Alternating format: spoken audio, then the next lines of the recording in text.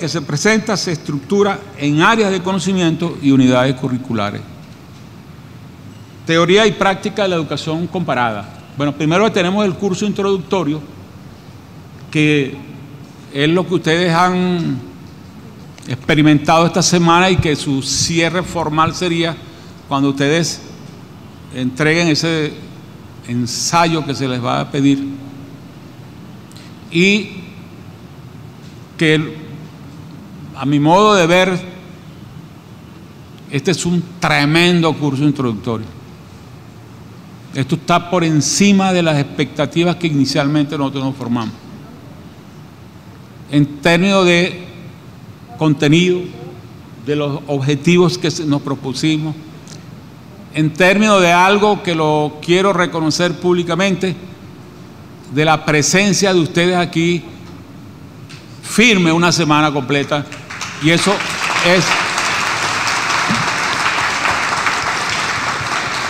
es evidencia de la motivación que hay por esto. Y esa motivación debe convertirse en una concreción en el ensayo. Y no se angustien quienes por alguna razón u otra no se han seleccionado, porque hay que hacer una selección, pero nosotros vamos a seguir ofreciendo oportunidades. Porque les voy a decir algo. El hecho de que esté arrancando esta materia empezó a causar picazón, y estamos retando entonces a otras áreas al desarrollo, porque dice, bueno, si lo lograron los de educación comparada, ¿por qué los demás no lo logran? Bueno, alguien tenía que pagar el pato y lo pagamos nosotros, y nos sometimos a esta prueba que ustedes la han ratificado. Aparte de eso, que aquí entre no, nadie nos está escuchando. Nosotros andamos buscando a quien dejarle el muerto. Ya nosotros estamos saliendo. Marix y yo a veces hablamos y digo, bueno, Marix, ¿y cuando nosotros nos vamos, vale? No, y encima de eso le canchan a uno el remoquete de precursor. Y entonces yo digo, bueno, pero yo no soy tan viejo así, yo lo que tengo son 69 años. Y antes que... Y entonces ahí me habla precursor, que broma es esa, vale. ¿Ah? Más precursor será usted, ¿no? Fíjese bien, esas grandes áreas se transforman en líneas de investigación, y más que líneas de investigación, en propuestas de investigación. Entonces, teoría y práctica de la educación comparada en América Latina. Tenemos que identificar nuestro contexto de educación comparada, los aportes. Señores, hay que reescribir la historia de la educación comparada en América Latina para ser más directo. Ya está bueno de que fíjense lo que dijo ayer el colega argentino con relación a los congresos. El último congreso en Estambul, que por cierto, Marix y yo íbamos para ese congreso y no llegamos a la escalería del avión. El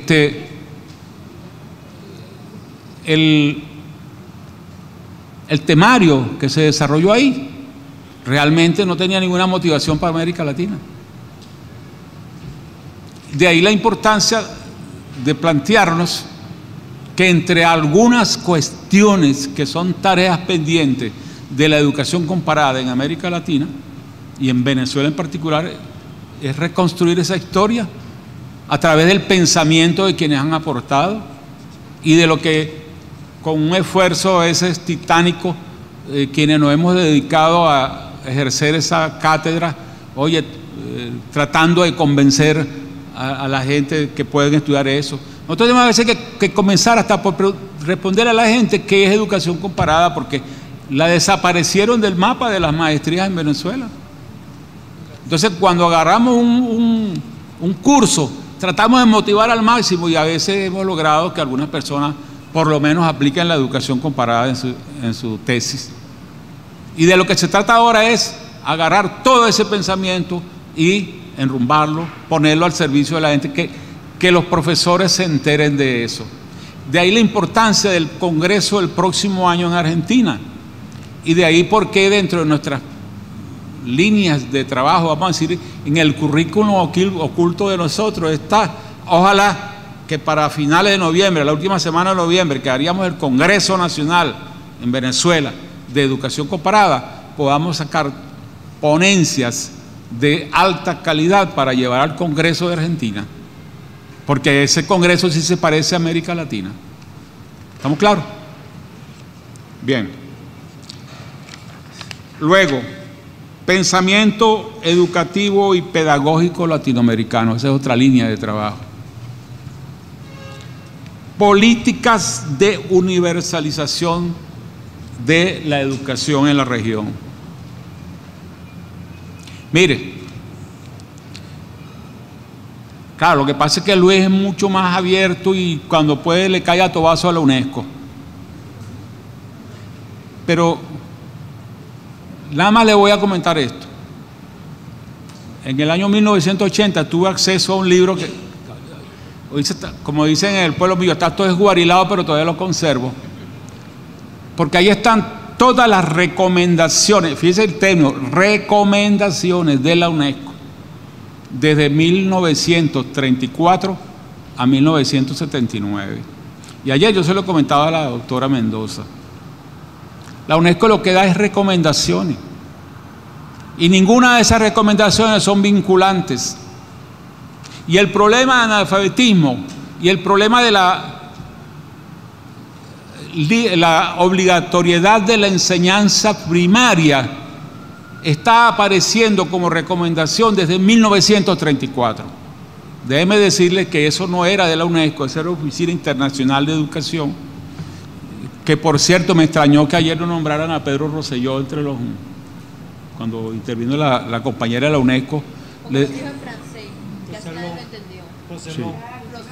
Bueno, así, pero como que no lo oyeran, nos resulta que Pedro Rosselló, sí, con Jean Piaget, fue uno de los iniciadores de eso. Ellos empezaron a hacer reuniones y los países daban información. Pero lo único que dan son recomendaciones.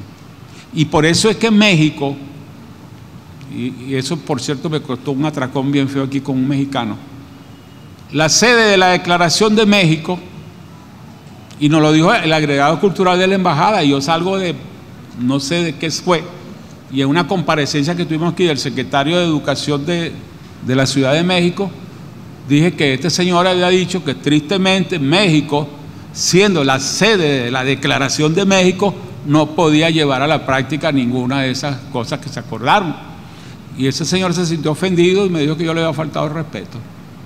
Pero la realidad es que todavía México no puede garantizar la escolaridad obligatoria hasta el 9º grado. Y quién sabe cuánto más le faltará. Ni erradicar el analfabetismo. Ahora la gente dice, bueno, pero si la UNESCO lo aprobó, porque no, es que la UNESCO lo que hace son recomendaciones. Y un organismo que está sometido a los vaivenes emocionales invasores como una nación como la norteamericana, no puede tener ninguna autonomía. Ahora, eso no significa que para nosotros la UNESCO no sea un gran centro de documentación al que tendremos necesidad de recurrir. De hecho, en esta maestría vamos a trabajar en cooperación con el Instituto de Estudios de Educación Superior de América Latina y del Caribe, IESAL, que ayer estuvo aquí el doctor Pedro Enríquez Guajardo, porque nosotros tenemos que hacer un buen inventario de centros de documentación, pero eso no significa que nos casemos con las opiniones de los centros de investigación. Entonces, parte de las políticas de universalización, sí, en las últimas reuniones de la UNESCO se ha insistido en la necesidad de la universalización de las oportunidades. Ahora, ¿qué países pueden hacerlo? ¿Qué países están en condiciones de hacerlo? ¿Cómo lo están haciendo? Preguntémonos, por ejemplo, si nosotros hubiésemos seguido bajo la tutela del Fondo Monetario Internacional, ¿usted cree que la Universidad Bolivariana tendría vida? Cuando precisamente una de las cosas que le imponen a los países es que la masificación es mala, que no se le puede seguir dando a la gente vías de solución de sus problemas de salud, de sus problemas sociales. ¿Usted cree que el Fondo Monetario Internacional aprobaría que Venezuela esté regalando casa? Entonces, vean que la universalización no es solo un concepto en términos de oportunidades, sino que es una concepción del mundo en la que al tú decir que universalizas también las condiciones y le da facilidades a la gente. El presidente Chávez pone el ejemplo del mocho que va a correr con el que tiene las dos piernas. Pues, dice, por supuesto, le diste oportunidad que corriera, pero el que tiene las dos piernas le va a dar un paseo al mocho. Es como la famosa aporía de que Aquiles nunca alcanza la tortuga. Entonces, es necesario que nosotros profundicemos en el estudio de cuáles son esas políticas, cuáles son esos planes de los países. Y ya no cifras, olvídense de cifras, hay que ir a los contenidos, a los trasfondos. Por supuesto, las cifras son un reflejo. Aquí un día un colega me increpó que con esa vaina de la comparación, ¿qué comparación tenía Estados Unidos con Cuba? Y esa es la mejor comparación, le dije yo. Porque tú te preguntas cómo un país con apenas un poquito más de 10 millones de habitantes, con 50 años de bloqueo económico, logra cumplir las expectativas en educación y en salud de toda su población. Y el otro, el más desarrollado del mundo, a veces se le muere a la gente en la calle. En invierno, ¿cuánta gente no muere? ¿Cuánta gente no va a los refugios a buscar que le den un poquito de comida? Entonces es necesario profundizar en el estudio de esas políticas.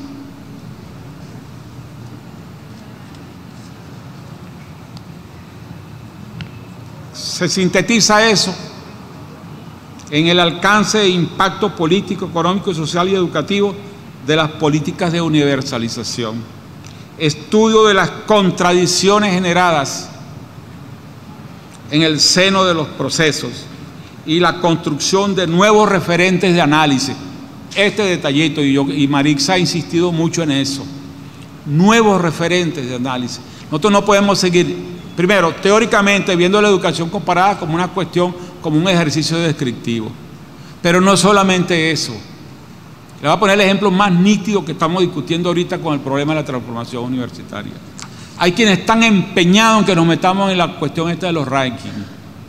Entonces resulta que esos rankings, por ejemplo, pide que esa universidad tenga premios Nobel, presidentes de república y todas esas cosas.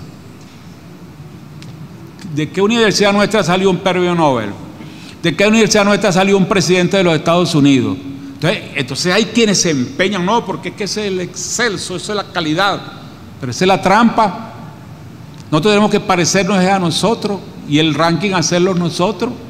Y mientras sigamos en eso, entonces cuando decimos la construcción de nuevos referentes, es porque si vamos a hablar de calidad educativa, tiene que ser en referentes que sean característicos propios de la región. Si yo voy a querer evaluar las universidades venezolanas como se evalúa la universidad francesa, imaginen ustedes la intervención anoche del compañero de la Embajada de Francia, con esos referentes. Aquí en Venezuela solamente de los 2 millones de estudiantes, 2.300.000 estudiantes que hay en las universidades, seguramente habría nada más que unos 5.000, por todas las condiciones que se le ponen a alguien para llegar a la universidad. Y si quisieran que se pareciera a Inglaterra, peor todavía, porque Inglaterra es tan racista la educación que a veces el estudiante desde los primeros grados ya tiene asignado cuál es su futuro a través de toda su vida de estudiante. Y hay vías por las que jamás pueden llegar a la universidad. ¿Les gustaría que aplicáramos eso en Venezuela? Entonces, cuando hablamos de construcción de referentes, significa cuáles son esas fotos realmente en las que nosotros nos vamos a retratar. La construcción de nuevos referentes en el análisis, conceptualización, y aquí vienen las palabras mágicas, de relación, equidad, calidad, pertinencia, de acuerdo a los principios y las necesidades de la diversidad de los contextos regionales. El profesor Bonilla siempre pone el ejemplo, porque hemos cometido muchos errores. En el caso de la misión Sucre, él pone el ejemplo que en Rubio hay un registro y una notaría, y que en la misión Sucre se graduaron 48 abogados. En cambio no se graduó nadie en café, que es una región cafetalera, en producción agrícola, en papa, que es una zona productora de papa. Ese es el problema de la pertinencia. Y que desde la educación comparada nosotros podemos generar opiniones en términos, incluso que algunas carreras sean modificadas, a mí se me ha ocurrido en algunos sitios decir que por lo menos algunas maestrías de la UPER, que es la universidad donde yo me egresé y soy profesor y estoy vetado ahorita como profesor. Yo pedí que cerraran una mención que se llama educación universitaria. Tengo 20 años señalando que debe cerrarse porque ya cumplió su objetivo. Y eso pasa en el pedagógico de Caracas y en todos los pedagógicos. Ahora resulta que entonces te consigues con un poco de gente que está graduado en profesiones y no consiguen trabajo, y entonces la culpa, ¿sabe quién la paga? Chávez. O sea, Chávez tiene la culpa que la Universidad de Carabobo tenga 20 años que no modifique el pensum de derecho, que se siguen graduando los mismos ingenieros, los mismos arquitectos, los mismos médicos.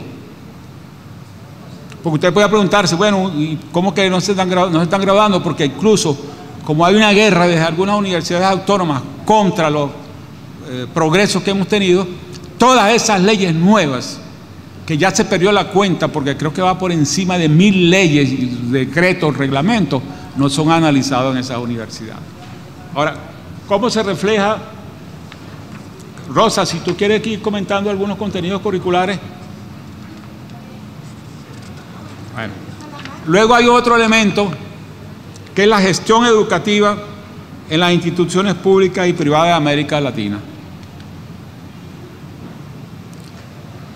Mire, el sanbenito que le han calado a todos estos procesos revolucionarios y las cifras que presentó Eva esta mañana, donde predominan las universidades privadas, dice, bueno, pero y la revolución esa no hizo nada. O sea, se llega a tal extremo de respeto que en el mismo caso de Venezuela, si no nos avispamos, aquí hubieran privatizado la educación universitaria, que ya iba rumbo a eso. Ecuador acaba de tomar una decisión, pero importantísima. Cerró 17 universidades privadas porque no cubrían los estándares de calidad.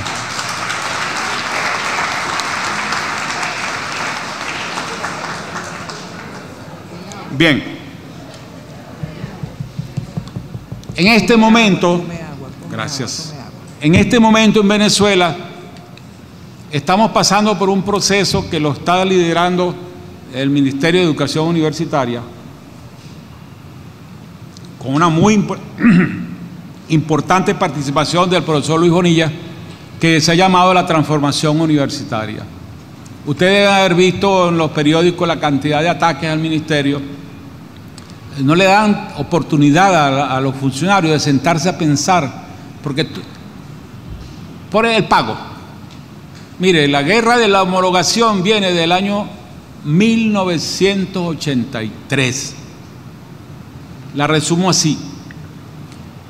El gobierno de Luis Herrera Camping decretó una norma de homologación a partir de algo que estaba ocurriendo en ese momento en el país, que la inflación nunca había pasado de 6. Y entonces tiran esta perla, y donde dice que los aumentos salariales de los profesores universitarios y de los empleados será en base a la inflación de cada año. Se armó la trifulca. Los gremios demandaron en la Corte Suprema de Justicia y la Corte Suprema de Justicia le dio palo a los gremios y se quedaron las normas de homologación. 6% de aumento porque la inflación es 6%. 7% porque la inflación es 7%. Pero resulta que después del viernes chamuscado, para no decir viernes negro, porque Chávez dice que eso es racismo, la inflación se disparó y comenzó por 17% y hay un momento en que esa varilla pasó de 100. Entonces los gremios universitarios, bueno, papacito, págame a mí con la inflación. Y comenzamos un via crucis desde el año 84, 85, de que todos los años había paro universitario, para que aplicaran las normas de homologación que ellos demandaron en la Corte Suprema de Justicia. ¿Qué pasó?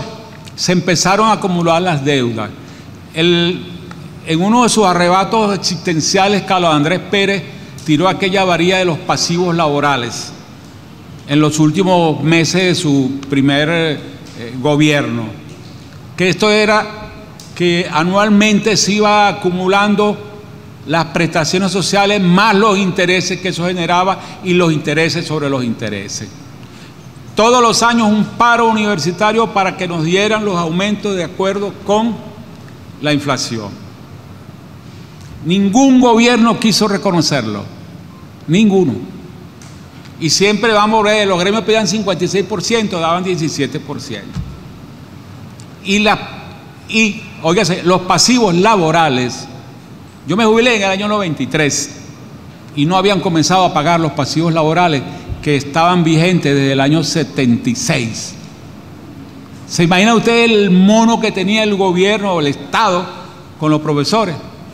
Hasta que un día llega el señor presidente Hugo Chávez y dice: voy a reconocer los pasivos laborales. Y dice: ahora sí se volvió loco Chávez. Esa es una deuda impagable de un solo viaje.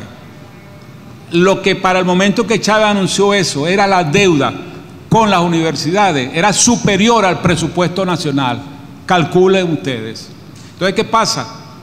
La consigna fundamental que tiene ahorita la universidad es que Chávez no le quiere pagar. Resulta que las prestaciones sociales están al día hasta el año pasado, ¿no? Hasta el año pasado, después de haber tenido hasta 20 años de atraso en las prestaciones sociales. A mí mis prestaciones sociales me las fueron pagando de pellizquito. Que si me hubieran pagado lo que me tenían que pagar en el momento que me tocaba, era 4 veces menos que lo que al final terminaron pagándome. O sea, yo cobré 4 veces lo que me tocaba de prestaciones porque se acumularon intereses.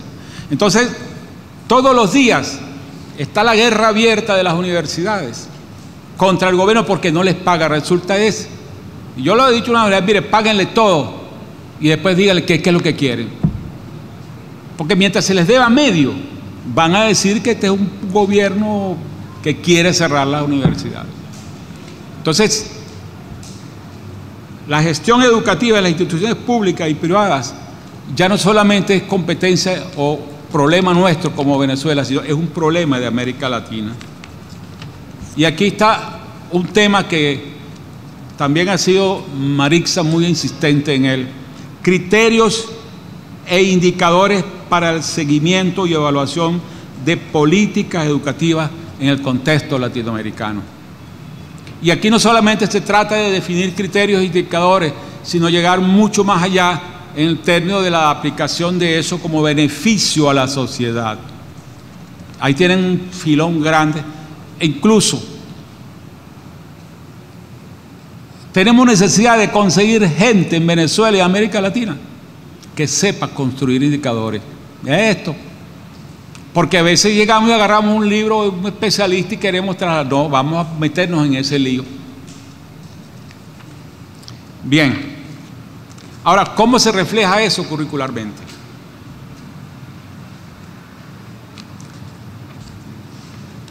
Ya el curso introductorio, los fundamentos básicos de la educación comparada, que tiene que ver con sus antecedentes, la educación comparada en la historia de las ciencias sociales, la metodología de la investigación en educación comparada. Fíjense que estamos hablando de metodología de la investigación en educación comparada. Incluso, esto va a traer una reflexión entre nosotros por algunas informaciones que se han manejado aquí. Si es que vamos a hablar de educación comparada o vamos a hablar de investigación comparada en educación. Por lo menos ese ya un elemento de discusión que se introdujo ayer y lo introdujo el compañero argentino. Historia y tendencia de las políticas y los sistemas educativos en América Latina. Hay estudios comparados ya de eso, pero es buscando eso que hemos llamado las dos fotografías que se ponen una al lado de la otra. En esa historia y tendencia de las políticas y los sistemas educativos, será necesario que profundicemos, así como aquí hablamos del árbol de las tres raíces, en las raíces de todos los sistemas educativos en América Latina. Por cierto, Simón Rodríguez introdujo un concepto que a mí no me duele, pero quien realmente interpretó ese concepto bien fue Cuba, que es el concepto de la diferenciación que hay entre formación para el trabajo y formación en el trabajo. Y Simón Rodríguez lo aclaró muy a tiempo cuando se enfrentó a la escuela de Lancaster, porque la escuela de Lancaster era para formar mano de obra y por eso era para el trabajo.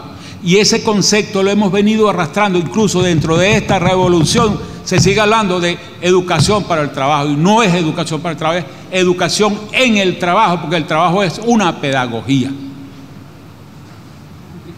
Es diferente decir educar para el trabajo porque tú te enseñaron a desarrollar un oficio, a lijar una madera, a granar una pieza, a hacer un mantenimiento de un motor.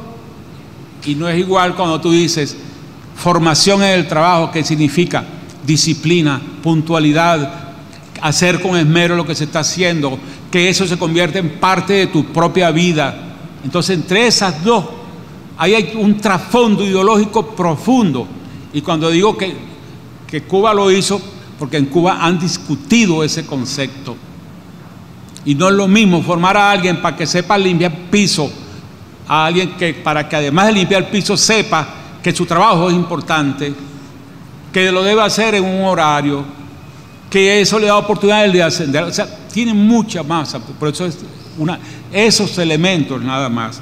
Entonces, cuando hablamos de las historias y tendencias de las políticas, de los sistemas educativos, mire todo lo que puede salir ahí. Nuestra filosofía educativa, cómo se ha entendido a lo largo de la historia la inclusión, que no es, como decía antes, solamente dar el cupo. Luego, un proyecto investigativo en el cual ya ustedes están trabajando. Porque fíjense, y en las mesas de discusión que salieron sus problemas personales o salieron inquietudes personales sobre temas de los que vale la pena discutir e investigar. ¿No fue así o estoy equivocado? Ahora resulta, por supuesto, que en todas estas cosas vendrán instrucciones especiales, que esos proyectos no pueden ser distintos a los objetivos que se está proponiendo la maestría y a los objetivos que se vayan construyendo en la medida que haya necesidad de reformar la maestría. Pero lo que debe tenerse claro es que esos proyectos no van a ser caprichos personales. Y eso hay que tenerlo claro, ni de un instructor ni de un profesor. Eso va a estar enmarcado dentro de la gran propuesta y donde todo el tiempo está presente Venezuela, el ALBA, Latinoamérica, y bajo principios de solidaridad, de cooperación, de participación, de corresponsabilidad. Luego, eso no van a ser ejercicios intelectuales, eso va a ser investigación. Ejercicio intelectual es el que se hace en la mayoría de los posgrados, que mandan a escribir una tesis y después la colocan en un estante. Aquí estamos hablando de proyectos con pertinencia social, con aplicación, así sea en lo teórico, porque se puede desarrollar un buen proyecto teórico. Hemos hablado de la reconstrucción del pensamiento pedagógico latinoamericano. Entonces, ese proyecto tiene como tres fases, que se llama uno taller de tesis 1, taller de tesis 2 y exploración de campo, en términos de por ejemplo, lo que hizo Emilio para desarrollar su tesis, hizo una exploración de campo, o sea, él fue a las vivencias. Luego, la profundización en área de conocimiento seleccionada, abierto y flexible según el área de conocimiento. Esto implica, pongamos por caso, que en el desarrollo de la tesis de algunos de ustedes se requiera un componente filosófico mucho más profundo. Entonces se orienta hacia eso y hay varias opciones dentro de eso, en el campo sociológico, en el campo de la estadística. Bueno, y luego es el trabajo de grado que sobre eso pues se girarán instrucciones especiales. Entonces, de todas maneras, aquí estamos, vamos a responder preguntas, o está bien así. ¿Quedó claro? Oye, yo soy bien maleta, ¿vale? Gracias, pues.